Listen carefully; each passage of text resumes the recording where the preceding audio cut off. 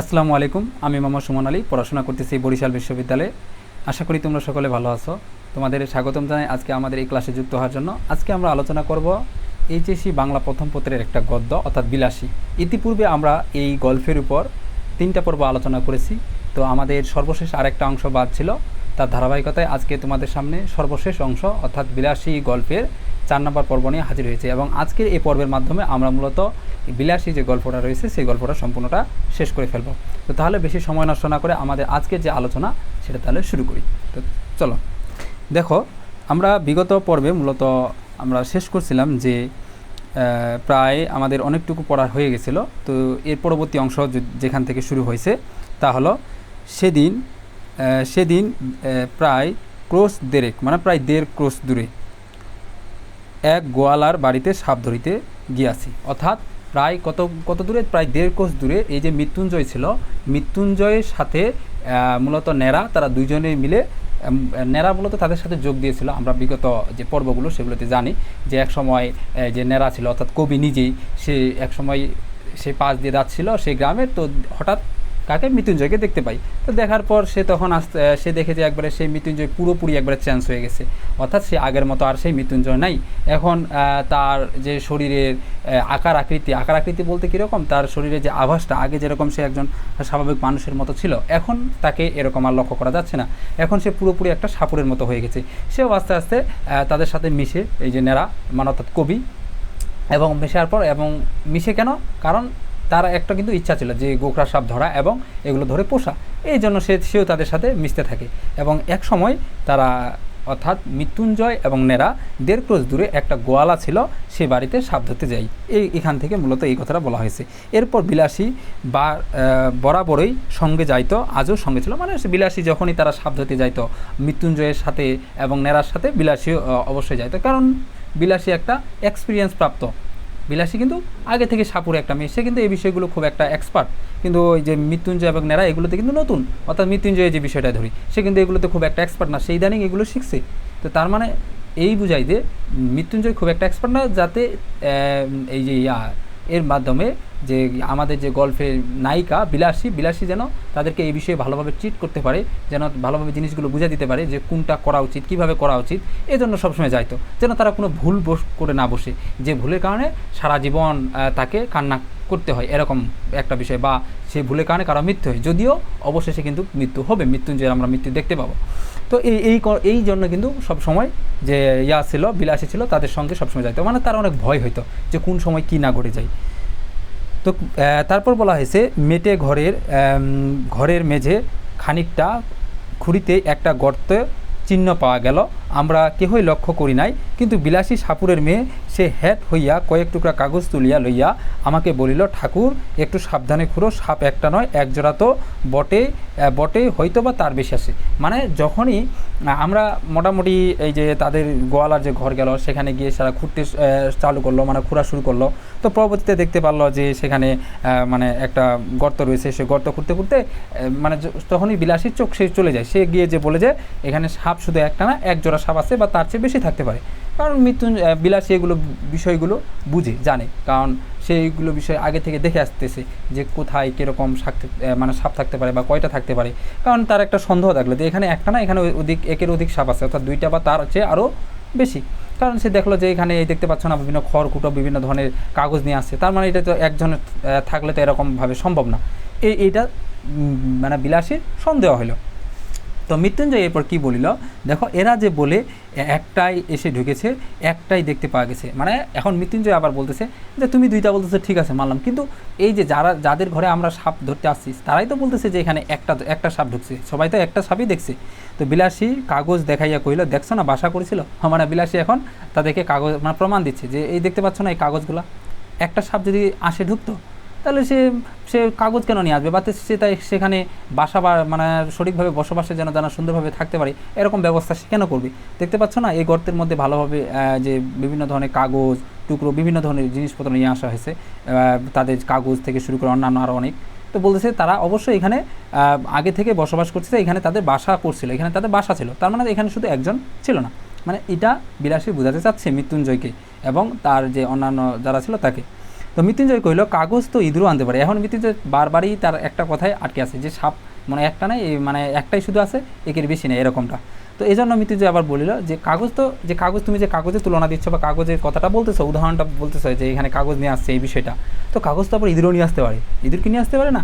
ইঁদুরও হইতে পারতো। তো বিলাসী কইল দুই হতে পারে, কিন্তু দুটো আছে আমি বলছি। মানে বিলাসী পুরোপুরি একবারে কনফিডেন্স যে এখানে একটা না, এখানে দুইটা সাপ আছে। তো এই জন্য খুব সতর্ক হতে বলতেছে। তো এরপরে বলিল বাস্তবিক বিলাসীর কথায় ফলিল এবং মর্মান্তিকভাবে সেদিন ফলিল। মানে অবশেষে বলতেছে যে বিলাসী যে বলল, বিলাসীর কথাই কিন্তু অবশেষে ফলিল এবং খুব ভালোভাবে ফলিল। বিষয়টা লক্ষ্য করা গেল। কেন লক্ষ্য করা গেল? কারণ এক সময় দেখা যাবে যে সেখানে একটা না একের মানে দুইটা সাপ ছিল, এবং পরবর্তীতে একটা সাপ যখনই ঢুকায়, পরবর্তী যখন মানে সেখানে চেক করতে যায়, তখন মৃত্যুঞ্জয়ের মানে হাতে সাপ কামড় দিবে এবং অবশেষে মৃত্যুঞ্জয় মারা যাবে। তো এই জন্য বলছে যে এটা অবশেষে ফলিল। মিনিট দশকের মধ্যে একটা প্রকাণ্ড খরিশ, খরিশ মানে হলো খুব বিষাক্ত এক প্রকার প্রজাতির গোখরা সাপ। খরিশ অর্থাৎ বিষাক্ত এক প্রকার গোখরা সাপ, গোখরা ধরিয়া ফেলিয়া মৃত্যুঞ্জয় আমার হাতে দিল, কিন্তু সেটাকে ঝাঁপির মধ্যে পুড়িয়ে ফিরিয়েতে মানে মানে একটা তাদের যেখানে যেগুলো সাপগুলো রাখে সেখানে রাখতে মৃত্যুঞ্জয় উফ করিয়া নিঃশ্বাস ফেলিয়া বাহিরে আসাইয়া দাঁড়াইল। মানে ওইটা সে সাপটা ধরছে মৃত্যুঞ্জয়, একটা সাপ ধরে ওটা উঠাইছে, মানে তাদের সে আস্থানে রাখছে তারা যেখানে সাপগুলোকে রাখে। তো পরবর্তীতে আবার সে চেক করার জন্য যখনই হাত দিছে তখনই উফ করে উঠে, মানে তখনই সাপ আবার কামড় দিয়ে দিছে। ওখানে আরেকটা সাপ ছিল যেটা বিলাসী বলতেছিল, কিন্তু মৃত্যুঞ্জয় বিশ্বাস করে নাই। তাহার হাতের উল্টা পিঠ দিয়ে ঝরঝর করিয়া রক্ত পড়তেছিল। কার? মৃত্যুঞ্জয়ের। প্রথমটা যেন সবাই হতবুদ্ধি হইয়া গেলাম, মানে এই বিষয়টা দেখে সবাই হতভম্ব, হ্যাঁ কীতে কী হয়ে গেল এরকম একটা বিষয়, মানে সবাই দেখে তাজ্জব, ওই কীতে কী হয়ে গেল এরকম বিষয়টা। কারণ সাপ ধরিতে গেলে সে পালাইবার জন্য ব্যাকুল না হইয়া বরঞ্চ গর্ত হইতে এক হাত মুখ বাহির করিয়া দংশন করে, এমন অভাবনীয় ব্যাপার জীবনে এই একটিবার দেখিয়াছে। মানে এরকম যে ঘটনা সেটা নেরা বলতেছে আমি জীবনেও এরকম কখনো ঘটনা লক্ষ্য করি নাই, এই প্রথমবার আমি এরকম ঘটনা লক্ষ্য করলাম। পরক্ষণে বিলাসী চিৎকার করিয়া ছুটিয়া গিয়া আঁচল দিয়া তাহার হাতটা বাঁধিয়া ফেলিল এবং যত রকম শিকড় বাকর সে সঙ্গে আনিয়াছিল সমস্তই তাহাকে চিবাইতে দিল। মানে তারা একবারে এখন বিলাসী যে ছিল সে যেহেতু তার স্বামী এরকম যে তারা বিয়ে করছে মানে বিলাসী মৃত্যুঞ্জয়কে, তো যেহেতু সে এরকম লক্ষ্য করতে পারলো যে মৃত্যুঞ্জয়কে সাপ কামড় দিছে, রক্ত পড়তেছে ঝরঝর করতে, বিলাসী এই জন্য এগিয়ে গেল তার দিকে এবং এগিয়ে গিয়ে তার হাতটা ভালো করে বাঁধে দিল। এবং এর পরবর্তীতে দেখা গেল যে তারা যাতায়াতে মানে এই যে সাপের জন্য আবার সাপ কামড়াইলে বিভিন্ন ধরনের শিকড় বাকড় যা কিছু খাওয়া লাগে এই সব কিছু তখন পরবর্তীতে কী করলো, তাকে দিল, মৃত্যুঞ্জয়কে খাওয়াইলো, কিন্তু সেটা কিন্তু বাস্তবে কোনো কাজ হয়নি। তো মৃত্যুঞ্জয় নিজের মাদুলি তো ছিলই, তার মানে নিজের যে মাদুলি মানে তাবিজ যেগুলো ছিল মৃত্যুঞ্জয়ের গলায়, এগুলো দেখো না যে সাপুরিগুলো যারা আছে তাদের গলায় তাবিজ, হাতে তাবিজ, সব জায়গায় তাবিজ থাকে। তারা মানে এইটা কী করে বলো দেখি, যে এই তাবিজগুলো দেখে মানুষদেরকে একটা মানুষের মধ্যে অন্ধবিশ্বাস ঢোকায় যে তাবিজগুলো থাকলে সাপ কামড় দিবে না, এটা থাকলে সাপ কামড় দিবে না, বা এটা থাকলে সাপের বিষ কোনো কার্যকর হয় না। তো এরকম বিভিন্ন ধরনের কিন্তু কুসংস্কার তারা মানুষের মধ্যে দিত। তো এরকমই মৃত্যুঞ্জয় নিজের মধ্যে মাদুলি মানে ছিল, তারও অনেকগুলো তাবিজ তার মধ্যে ছিল, শরীরের মধ্যে, হাতের মধ্যে তাহার উপরে আমার মাদুলিটাও খুলিয়া তাহার হাতে বাঁধিয়া দিলাম এবং তার পরবর্তীতে তার যে মানে নিজের যে মাদুলিটা তাবিজটা ছিল সেটাও সে পরবর্তীতে কী করো তার হাতে বেঁধে দিল। আশা বিষ ইহার ঊর্ধ্বে আর উঠবে, মানে তার আশা যে এর ঊর্ধ্বে আর বিষটা উঠবে না, আর বিষটা নেমে যাবে, বরং সেই বিশ্বরীর আজ্ঞা বললাম যে তাদের যে মনসা দেবী আছে সেই মনসা দেবীর আদেশ মন্ত্রটা সতেজ বারংবার আবৃত্তি করিতে লাগিলাম। চতুর্দিকে ভিড় জমিয়া গেল এবং অঞ্চলের মধ্যে যেখানে যত গুণী ব্যক্তি আছেন সকলকে খবর দিবার জন্য দিকে দিকে লোক ছুটিল, বিলাসীর বাপকে সংবাদ দিবার জন্য লোক গেল। এই যে যখন এরকম ঘটনা গেল তখন আশেপাশে যারা জ্ঞানী গুণী যত সব ব্যক্তি ছিল সবার কাছে সবার কানে খবরটা পৌঁছে গেল যে এরকম ঘটনা ঘটছে। এবং পরবর্তীতে যে বিলাসীর যে বাপ ছিল সে কিন্তু ছিল ভালো একজন সাপুরে, খুব ভালো এইগুলো বিষয়ে অভিজ্ঞ। পরবর্তীতে তার যে বিলাসীর বাবা ছিল সাপুরে, তার কাছে পরবর্তীতে খবরটা তার কানে গেল এবং তাকে খবরটা দেওয়া হলো যে এরকম সমস্যা ঘটনা ঘটে গেছে। তো এরপরে আমার মন্ত্র পড়ার আর বিরাম নাই, মানে আমি এই যে বিভিন্ন ধরনের সাপুরে যে মন্ত্রগুলো আছে না, খুবই ভয়ে এগুলো শুধু নিজে নিজে পড়তেছে, অর্থাৎ নেরা এগুলো পড়তেছে, কিন্তু ঠিক সুবিধা হইতেছে বলিয়া মনে হলো, মানে বলতেছে যে মন্ত্রগুলো পড়তেছে ঠিক আছে, কিন্তু আদৌ কি এগুলো কাজ করতেছে এরকম, মানে তার একটা দ্বিধাদ্বন্দ্বের মধ্যে আছে। তথাপি আবৃত্তি সমভাবেই চলিতে লাগলো, মানে আমি আমার মতো আবৃত্তি করতে লাগলাম, আমি স্টপ হইলাম না। কিন্তু মিনিট 15-20 পরে যখন মৃত্যুঞ্জয় একবার বমি করে দেয়, এটা মনে রাখবা। তাহলে কত মিনিট পর সে বমি করে দিল? প্রায় 15-20 মিনিট পরেই যখন মৃত্যুঞ্জয় একবার বমি করিয়া দিল, তখন বিলাসী মাটির উপর একবারে আছড় খাইয়া পড়িল। মানে বমি করিয়া দিল মানে কি, তার অবস্থা খুব করুণ হয়ে গেছে, মানে সে প্রায় মরমর একটা অবস্থায় পৌঁছে গেছে। এই জন্য বিলাসী একবারে মাটিতে আছড় দিল। আমি বুঝিলাম বিশ্বরীর দোহাই বুঝি আর খাটে না। মানে বিশ্বরী বলতে তাদের যে মনসা দেবী রয়েছে, সেই মনসা দেবী অর্থাৎ তাদের মন্ত্র শক্তি, তাদের যে বিভিন্ন ধরনের মন্ত্রগুলো তারা পড়ে, এই যে মন্ত্রের শক্তি, এইটা আর খাটে না, এই কথাটা বলতেছি। তাহলে তো নিকটবর্তী আরও 2-4 জন ওস্তাদ আসিয়া পড়িলেন, এবং আমরা কখনো বা একসঙ্গে কখনো আলাদা 33 কোটি দেবদেবীর দোহাই পড়িতে লাগিলাম। মানে ভয়ে এখন কবি যে আছে সেও বিভিন্ন দেবদেবী যারা আছে তাদেরকে অনুসরণ করতে লাগিল। কিন্তু বিষ দোহাই মানিল না। রোগীর অবস্থা ক্রমেই মন্দ হইতে লাগিল। যখন দেখা গেল ভালো কথাই হইবে না, তখন 3-4 জন ওঝা মিলিয়া বিষকে এমনই অকাথ্য অসাব্য গালিগালাজ করিতে লাগিল যে বিষের কান থাকিলে সে মৃত্যুঞ্জয় তো মৃত্যুঞ্জয় সেদিন দেশ ছাড়িয়া ফেলাইতো। মানে এমন বিষয় হয়ে গেছে, দেখো বিষয়টা কীরকম। তো আমরা যখন কোনো একটা কাজ করছি না, তো কাজ করতে গিয়ে যখন দেখি যে কাজটা মনে করতেছি হচ্ছে না, তো উনি বিরক্ত হয়ে কিন্তু কাজটাকে গাল দিয়ে এই বিভিন্ন ধরনের ফালতু এই যেই সেই বিভিন্ন কথা বলে কিন্তু। তো ঠিক একইভাবে যখন অনেক দেবদেবী আছে, বিভিন্ন ধরনের শিকড় বাকড় যাহা কিছু আছে, তারা মানে বিভিন্ন ওঝা এবং যারা ছিল তারা সব প্রসেস প্রায় কমপ্লিট করে ফেলছে, মানে সবগুলো তারা প্রায় করে ফেলছে। তারপর দেখতেছে যে মৃত্যুঞ্জয়ের শরীর থেকে বিষ নামতেছে না, তখন তারা এই যে মানে এই তার মৃত্যুঞ্জয় যে শরীরে বিষটা উঠছে এটাকে বিভিন্ন ধরনের মানে গালিগালাজ করতেছে। তো বলতেছে যদি মৃত্যুঞ্জয় বেঁচে থাকতো, তার এই এত সব যে গালিগালাজ এগুলো মানে শুনলে সে দেশেই থাকতো না, এত গালিগালাজ পরিমাণ দিছে, মানে খুব একটা করুণ অবস্থা। তো দেখো কিন্তু কিছুতেই কিছু হইল না, মানে যাই হোক করুক না কেন, যত কিছুই তারা তাদের যথাসম্ভব চেষ্টা করলো, কিন্তু শেষ পর্যন্ত কোনো কিছুই করতে পারলো না। আর আধ ঘন্টা ধস্তাধস্তির পর রোগী তাহার বাপ মায়ের দেওয়া মৃত্যুঞ্জয়ের নাম, তার শ্বশুরের দেওয়া মন্ত্রৌষধি সমস্ত মিথ্যা প্রতিপন্ন করিয়া ইহলোকে লীলা সাঙ্গ করিল। বিলাসী তাহার স্বামীর দেহটা কোলে করিয়া বসিয়াছিল, সে যেন একবারে পাথর হইয়া গেল। অর্থাৎ এখানে বলছে যে আর আধ ঘন্টা পর মানে অনেক চেষ্টা তারা করলো তাকে মানে করার জন্য, যাতে যে বিলাসী যে আছে বিলাসী সহ অন্যান্য তারা ওঝা ছিল সবাই মিলে অনেক চেষ্টা করতে লাগলো যেন মৃত্যুঞ্জয়কে বাঁচানো যায়, এবং এরকম চেষ্টা করতে করতে প্রায় আধা ঘন্টা হয়ে গেল, এবং অবশেষে মৃত্যুঞ্জয় মানে কি, যে মৃত্যুকে জয় করেছে যে তাকেই কিন্তু মৃত্যুঞ্জয় বলা হয়। তো এই জন্য বলছে তার বাপ মায়ের দেওয়া যে নামটা সেটা সে মিথ্যা প্রতিপন্ন করলো, অর্থাৎ সে মৃত্যুকে জয় করতে পারলো না। এছাড়া তার যে শ্বশুর ছিল, তার শ্বশুরের বিভিন্ন ধরনের মন্ত্র ওষুধ বলতেছে এগুলো মিথ্যা প্রতিপন্ন করলো। মানে এগুলো মিথ্যা হলো না, এগুলো কি বাস্তবে হইলো, এগুলো কি বাস্তবে সেগুলো তাকে সহযোগিতা করলো না, কিন্তু এই জন্য বলছে যেগুলো মিথ্যা প্রতিপন্ন করিয়া অবশেষে সে পরলোক গমন করলো। কে পরলোক গমন করলো? মৃত্যুঞ্জয়, মানে অর্থাৎ মৃত্যুঞ্জয় মারা গেল। বুঝতে পারছো? তো এরপরে দেখো, এরপরে কি আছে, যাক তাহার দুঃখের কাহিনীটি আর বাড়াইব না। বলতেছে যে এইসব দুঃখের কথা বলে এই কাহিনীটা আর বেশি বড় করতে চাই না, কেবল এইটুকু বলিয়া শেষ করিব যে সে 7 দিনের বেশি বাঁচিয়া থাকিতে পারিল না। দেখো ভালোবাসা কত মানে গভীর হতে পারে একটা মানুষের। এটা যদিও এই গল্পটা একটু রোমান্টিক টাইপের, মানে একটু লাভ স্টোরি রিলেটেড। দেখো মৃত্যুঞ্জয় যেমন বিলাসীকে তার সহযোগিতা মৃত্যু থেকে বাঁচানোর জন্য, মানে মৃত্যুঞ্জয়কে কিন্তু যখন অসুস্থ হয়েছিল বিলাসী কিন্তু তাকে সুস্থ করে তুলেছিল অনেক কষ্টের পর। তো মৃত্যুঞ্জয় প্রায় মরমর অবস্থা, তো এজন্য প্রতিদান স্বরূপ পরবর্তীতে বা তার যে এত কষ্টের সাথে তার পাশে ছিল, এজন্য পরবর্তীতে দেখা যায় যে মৃত্যুঞ্জয় বিলাসীকে বিয়ে করে নিয়েছিল। তো এখন পরবর্তীতে আবার যখন মৃত্যুঞ্জয় মারা যায় তখন বিলাসী আর নিজেকে দমিয়ে রাখতে পারেনি, অর্থাৎ বিলাসী আর নিজের যে আবেগটা সেটাকে সে কন্ট্রোলে রাখতে পারেনি। অবশেষে সে তার স্বামীর ভালোবাসায় মোহে সেও কিন্তু অবশেষে আত্মহত্যা করে, অর্থাৎ 7 দিনও সে টিকে থাকতে পারেনি। কী করে? অবশেষে সে আত্মহত্যা করে। তো এরপরে আমাকে শুধু একদিন বলিয়াছিল, ঠাকুর আমার মাথার দিব্যি মানে হলো কসম, হিন্দুদের এটা শব্দটা বেশি প্রচলন রইল, এসব তুমি আর কখনো করো না। মানে এই যে সাপ ধরার কাজ, এই কাজগুলো তুমি কখনো করবে না। আমার মাদুলি কবচ তো মৃত্যুঞ্জয়ের সঙ্গে কবরে গিয়াছিল, ছিল শুধু বিশরীর আজ্ঞা, মানে তার যে বিভিন্ন ধরনের তাবিজ অন্যান্য বিভিন্ন ধরনের যাহা কিছু আছে সবগুলো মৃত্যুঞ্জয়ের সাথে কবরে দিয়ে দিয়েছিল, কিন্তু শুধু তার বিশরীর যে আজ্ঞা সেটা ছিল।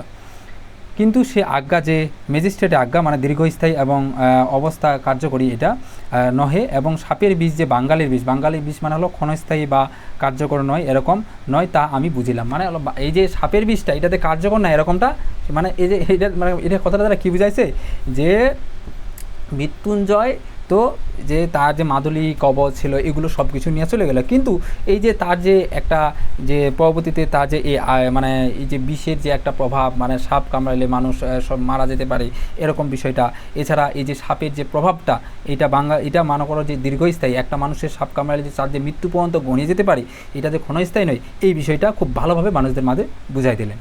তো মানে বুঝাই দিলাম বলতে কীরকম, এই যে সাপের কামড়ের ফলে আমরা বিভিন্ন ধরনের তাবিজ, বিভিন্ন ধরনের এই যে সাপ রিলেটেড বিভিন্ন ঔষধ রিলেটেড বিভিন্ন ধরনের কিছু করে থাকি, বলছে এগুলো সব ভুল প্রমাণিত করে, এগুলো মানে মানুষ কিন্তু মৃত্যুর পথে চলে যেতে পারে যদি একটা সাপ কামড় দেয়। তো এই জন্য বলতেছে মানে এটা দ্বারা মূলত আমাদের যে জিনিসটা বোঝায় যে এই গল্পটাই কিন্তু আমাদের বিভিন্ন ধরনের কুসংস্কার বিষয়গুলোই কিন্তু তুলে ধরছে। অর্থাৎ সেই সময় যে বিভিন্ন ধরনের যে সাপের ব্যবসা যারা ছিল, তারা বিভিন্ন ধরনের সাপের ওঝা যারা ছিল, তারা কিন্তু বিভিন্নভাবে এগুলো ব্যবসা করতো। তো এই বিষয়গুলো কিন্তু এই গল্পে কিন্তু ফুটিয়ে তোলা হয়েছে যে তারা এরকম বিভিন্ন ধরনের কাণ্ডকীর্তি করতো। তো এগুলো মানুষ যেন এগুলো থেকে সচেতন হতে পারে। তো দেখো একদিন গিয়া শুনিলাম ঘরে তো আর বিষের অভাব ছিল না, বিলাসী আত্মহত্যা করিয়া মরিয়াছে এবং শাস্ত্র মতে সে নিশ্চয়ই নরকে গিয়েছে। অবশ্যই, কারণ যদি একটা মানুষ নিজে, আমরা জানি আত্মহত্যা করা মহাপাপ, কেউ যদি নিজে নিজে মারা যায় তাহলে সে জাহান নামে যায়, অর্থাৎ হিন্দুদের মতে নরকে যায়, এজন্য বলা হয়েছে সে নরকে গিয়াছে। কিন্তু যেখানেই যাক, আবার আমার নিজের যখন যাইবার সময় আসিবে তখন ওইরূপ কোনো একটা নরকে যাওয়ার প্রস্তাবে পিছাইয়া দাঁড়াইব না, এই মাত্র বলিতে পারি। মানে বিলাসীর মতো আমার অবস্থা হলে আমিও আত্মহত্যা করে যাব, এরকম বিষয়টা। মানে এখানে মূলত কবি যে ভালোবাসার যে বিষয়টা রয়েছে সেটাকে মূলত এখানে সাপোর্ট দিচ্ছে। অর্থাৎ একটা মানুষের প্রতি কত পরিমাণ ভালোবাসা থাকতে পারে সেটা এখানে বোঝানো হয়েছে। যে সে তার স্বামী মারা গেছে, সে নিজেকে আর দমিয়ে রাখতে পারে না, সে কিন্তু তার স্বামীর মতো সেও কিন্তু নিজেকে আত্মহত্যা করছে। বলছে যে আমি যখন আমার স্বামীই নেই, আমি বেঁচে থাকি কী করব, আমি অন্য পুরুষের সাথে কীভাবে বেঁচে থাকতে পারবো। তো এই জন্য কিন্তু সেও নিজে আত্মহত্যা করছে। এরকম ভালোবাসা কিন্তু বর্তমানে দুনিয়াতে পাওয়া বিরল, মানে এরকম নাই বললেই চলে। কোনো মেয়েও এরকম করবে না বা কোনো ছেলেও এরকমটা কিন্তু করবে না, বর্তমানে দেখা যায় না দুনিয়াতে। তো এই জন্য কিন্তু কবি এই বিষয়গুলো বুঝাই তুলছে যে একটা মানুষ আরেকটা মানুষের প্রতি কত পরিমাণ ভালোবাসা শ্রদ্ধা থাকলে এই কাজটা করতে পারে। তারপর খুড়া মশাই 16 আনা, এই যে খুড়া মশাই হলো তার চাচা। কার চাচা? যে মৃত্যুঞ্জয় যে ছিল তার চাচা। তার চাচা কিন্তু ছিল একবারে মৃত্যুঞ্জয় ঘোর শত্রু, মানে সে মৃত্যুঞ্জয়কে একদম দেখতে পারতো না, মানে তার সাথে তার ঝামেলা কলহ হইতো। কেন হইতো? কারণ মৃত্যুঞ্জয় যে একটা বিশাল বড় বাগান ছিল আম কাঁঠালে, প্রায় 20-25 বিঘার মতো, সেই বাগানটা সে তার আন্ডারে নিতে চাইছিল। আন্ডারে বলতে কি, সে তার সেটা দখলে নিতে চাইছিল। কে? তার যে খুড়া ছিল সেই খুড়া। এই জন্য কিন্তু তার সাথে তার একটা ভালো মানে জমতো না। তো এই যে খুড়া মশাই ছিল, তার 16 আনা বাগান দখল করিয়া অত্যন্ত বিজ্ঞের মতো চারিদিকে বলিয়া বেড়াইতে লাগিল, ও যদি না অপঘাতে মৃত্যু, অপঘাতে মানে হলো হঠাৎ মৃত্যু যেটাকে বলে, তো কার হবে? এখন কী হয়েছে বিষয়টা, তো যখন এরকম মানে সে মারা গেল, মৃত্যুঞ্জয় মারা গেল, মানে কি তার সম্পত্তি মালিক কেউ হবে? এখন তার চাচাই হবে। তো এই জন্য তার চাচা কিন্তু পরবর্তীতে সেই বাগানটা, বিশাল বড় বাগানটা পাই, এবং সে মানুষদের কাছে বলে যে এরকম মৃত্যু মানে অপঘাতে বা হঠাৎ মৃত্যু ওর হবে না, তা কার হবে? কেন বলছে এই কথা? কারণ পুরুষ মানুষ অমন একটা ছেড়ে 10টা করুক না কেন, তাতে তেমন আসে যায় না, একটু নিন্দাই হতো, কিন্তু হাতে ভাত খেয়ে মরলি কেন? এই তো এখন একটা প্রশ্ন, তুমি ওর হাতে ভাত খালে কেন, ভাত খাইলে কেন ওর হাতে, এটা প্রশ্ন। কারণ হিন্দুদের মধ্যে একটা আবার অনেক বিশ্বাস আছে, অনেকে বিশ্বাস করে, এটা অনেকে করে না, যে মনে করো অন্য ধর্মের বা অন্য ধর্মের মানুষের সাথে খাওয়া দাওয়া করা যাবে না, বা তাদের বিভিন্ন খাবার খাওয়া যাবে না, এরকম। মানে সেই সময় এরকম একটা বিষয় ছিল যে মানে সে একজন সাপুরে মেয়ে ভাত খাইছে, অন্য একটা মানে গোষ্ঠীর জাতের মানুষের মেয়ে ভাত খাইছে। তো বলতেছে ঠিক আছে, তুমি ওরকম একটা মেয়ে বিয়ে করতে পারো, সমস্যা নেই, ওরকম একটা কেন, ওরকম 10টা করো, কোনো সমস্যা নেই, এটা স্বাভাবিক বিষয়, এটা করতে পারো না। মানুষের কাছে যাচ্ছে একটু তুমি মানে নিন্দনীয় হইতা, বা মানুষের কথা শুনতে, বা মানুষের তোমার নামে গিবত করতো, এইটুকুই হয়তো, বেশি কিছু হতো না। কিন্তু তুমি একটা মানে নিম্ন শ্রেণীর একটা মেয়ে তুমি হাতে ভাত খাইলা, এটা তুমি কীভাবে করতে পারলা এই কাজটা? মানে এইভাবে বলতেছে, মানে এই কাজটা কি তুমি একবারে মানে সেরকম একটা নিকৃষ্ট কাজ করে ফেলছো, মানে একটা জঘন্যতম কাজ করে ফেলছো, মানে একবার সমাজের নিম্ন স্তরে একটা যে কাজ, সেই কাজটা তুমি করে ফেলছো। একটা মেয়ে মল্লা আবার একটা কী করলো, একটা মানে নিচু জাতের মেয়ে ভাত খেয়ে মরলো। তো এই বিষয়টা তার যে চাচা সে বলতেছে, মানে এখন যত পারে তার নামে শুধু অপবাদ দিতে, নিজে মরল, আমার পর্যন্ত মাথা হেড করিয়ে দিল। যে আগে তার কখনো মাথা হেড হয় না, এখন সে বলতেছে যে নিজে তো মরল, আমার মাথা হেড করে দিল। কিন্তু আগে যে এত সব অপমান, সে কিন্তু কখনোই সেটা ভাগ নিতে চায় নাই। এখন আবার সে বলতেছে যে মানে নিজের এখানে নিজের যে মানে এরকম সমাজে কিন্তু তুমি অসংখ্য মানুষ পাবা, দেখবা যে সব সময় নিজের সুনাম প্রকাশ করতে চাই, যে নিজের ভালো দিকটা শুধু প্রকাশ করতে চাই, নিজের খারাপ দিকটা হলে ওইটা ভালোভাবে প্রকাশ করে মানুষের সামনে, এরকম অসংখ্য মানুষ পাবো। ঠিক একইভাবে তার যে চাচা ছিল, সে ছিল ওই একই টাইপের, মানে সে এখন শুধু জাস্ট নিজের ক্রেডিটটা নিজে সে দিচ্ছে আর কি। তো না পেল এক ফোঁটা আগুন, না পেল একটা পিণ্ডি মানে হলো শ্রাদ্ধ অনুষ্ঠান, যেটা মনে করো যে মানে যখন মৃত্যু হয়, মৃত্যুর উদ্দেশ্যে মানে দেওয়া চালের যে গোলাকার যে একটা ডোলা থাকে সেটাকে বলা হয়, এটা হিন্দুদের মূলত দিয়ে থাকে। না হলো একটা ভোজ্যোৎসব হলো মরার পর যে খাওয়া হয়, খাওয়া দাওয়া করানো হয়। এটা গ্রামের লোক এক বাক্যে বলিতে লাগিল, তাহাতে আর সন্দেহ কি, অন্য পাপ, বাপরে এ কি আর প্রায়শ্চিত আছে। মানে সবাই গ্রামে যারা মানুষ ছিল সবাই বলতে লাগলো যে সে এরকম একটা পাপ করে ফেলছে, এটা কি মুক্তি আছে? এটা তো মুক্তি নেই। এজন্য কেউ তার সঠিকভাবে মৃত্যুর পর পরবর্তী যে কাজগুলো করা লাগে কেউ সঠিকভাবে করলো না। তো দেখো প্রায় শেষ পর্যায়ে চলে আসছি। তো যদিও আমাদের এই গল্পের ক্লাসগুলো একটু বড় বড় হচ্ছে, তো একটু ধৈর্য সহকারে দেখবা এবং আমি যে কথাগুলো বলি এগুলো একটু নোট করে নিবা। আমি গ্যারান্টি সহকারে বলবো তোমার পরীক্ষায় তুমি 100% কমন পাবা এগুলোর মধ্যে। খুব ভালোভাবে একটু বুঝো আর কথাগুলো নোট করে নিবা। তুমি কিন্তু আমি যেমন এবং তোমাদের সামনে কথা বলতেছি না, তুমি এরকম তোমার স্টুডেন্টের সামনে কথা বলতে পারবা। তো আমারও টিচার আমাকে এভাবে শিখাইছে, আমি কিন্তু তোমাদের সামনে এভাবে উপস্থাপন করতে পারতেছি। তোমরাও কিন্তু এভাবে যদি শিখো, আমার কথাগুলো যদি ভালোভাবে নোট করো, ভালোভাবে পড়ো, তোমরাও কিন্তু আমার মতো উপস্থাপন করতে পারবা। তো এই জন্য একটু মনোযোগ সহকারে কথাগুলো শুনবা এবং সাথে সাথে নোট করে নিবা। বুঝতে পারছো? আমি যেটাই ক্লাস নিই না কেন, তুমি যদি আমার ক্লাসগুলো দেখে থাকো, আমি এমনভাবে ক্লাসটা নিই এটাতে যেন একটা স্টুডেন্ট পড়লে যেন পরীক্ষায় 100% কমন পাই, যেভাবে প্রশ্ন আসে সেখান থেকে সে যেন উত্তর দিতে পারে। আমি কিন্তু এই প্যাটার্নেই তোমাদেরকে পড়ানোর ট্রাই করি। তো দেখো তোমরা কিন্তু অবশ্যই আমার কথাগুলো গুরুত্ব সহকারে মানবা, তাহলে দেখবা যে তোমরা লাইফে অনেকটুকু এগিয়ে যেতে পারছো। তো এরপরে যাই পরে পৃষ্ঠায়, বিলাসী আত্মহত্যার ব্যাপারটা আমার কাছে পরিহাসের বিষয় হলো। পরিহাস কেন?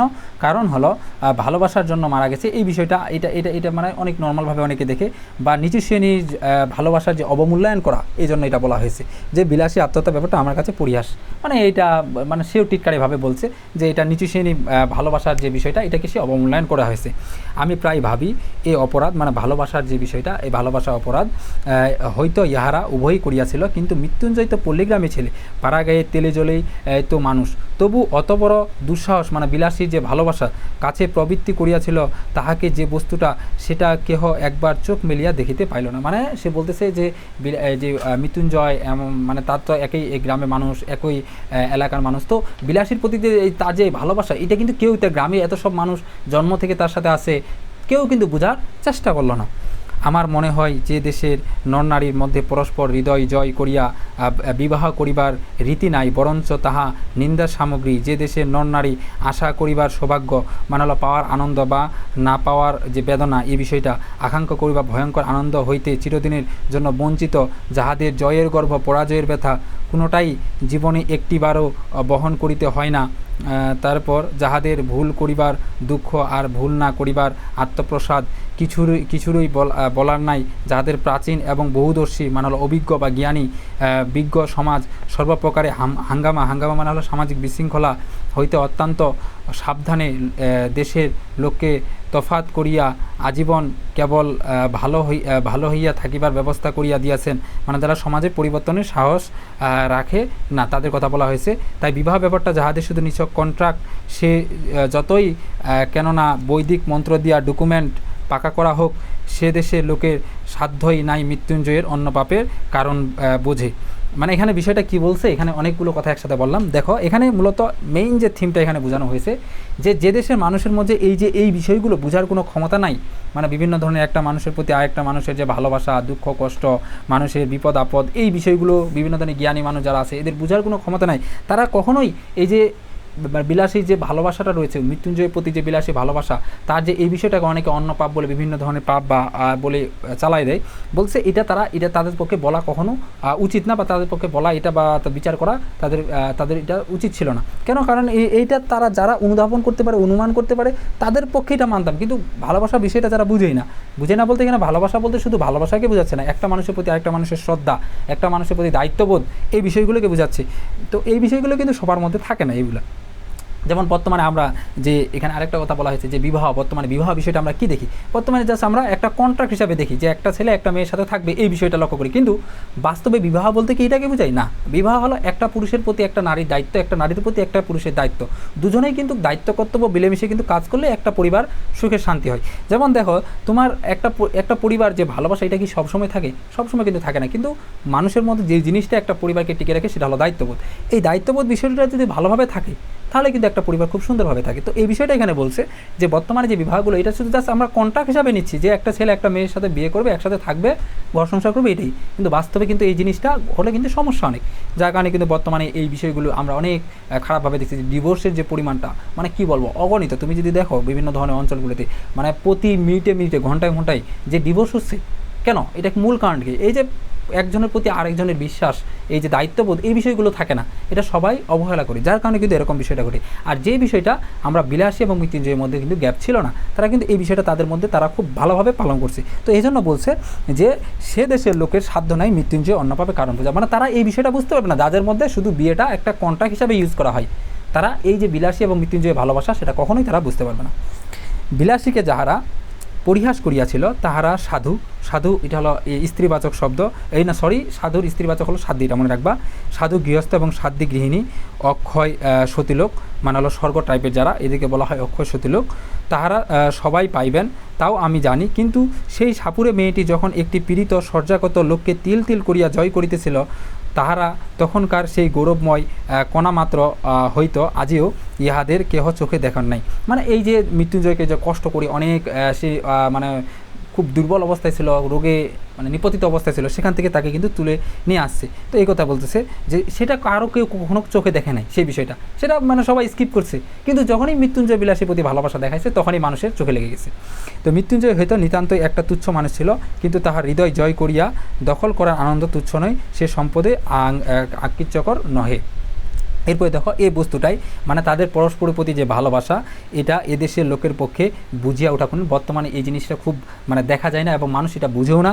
আমি ভূদেব বাবুর মানে হলো মধুসূদন যে ছিল তার একজন সহপাঠী মানে লেখকের পারিবারিক প্রবন্ধ দোষ দিব না, মানে তাদের যে পারিবারিক যেটা বিষয় সেটাতেও আমি দোষ দিতে চাই না, এবং শাস্ত্রীয় তথা সামাজিক বিধি নির্দেশেও মানে সামাজিক যে বিভিন্ন ধরনের বিধি নিষেধ আছে সেগুলো আমি নিন্দা করতে চাই না, মানে এগুলো আমি মানে গিবত করতে চাই না। কেন? কারণ এগুলো একটা নিয়ম আছে, হিন্দুদের কিন্তু এটা নিয়ম এখনও অনেকে মানে, কিন্তু এই বিষয়গুলো করিলেও মুখের উপর কড়া জবাব দিয়া যাহারা বলিবেন, এই হিন্দু সমাজে তাহার নির্ভুল বিধি ব্যবস্থা জোরেই শতাব্দীর অতগুলো বিপ্লবের মধ্যে বাঁচিয়া আছে। আমি তাহাকে তাদেরও অতিশয় ভক্তি করি, প্রত্যুত্তরে মানে তাদের যুক্তিটাকে খণ্ডন করে যেটাকে প্রত্যুত্তরে বলছে, আমি কখনোই বলিব না টিকিয়ে থাকাই চরম সার্থকতা নয়, এবং এ অতিক্লান্ত হস্তি মানে বড় বড় হাতি লোপ পাইয়াছে কিন্তু তেলাপোকা টিকিয়ে আছে।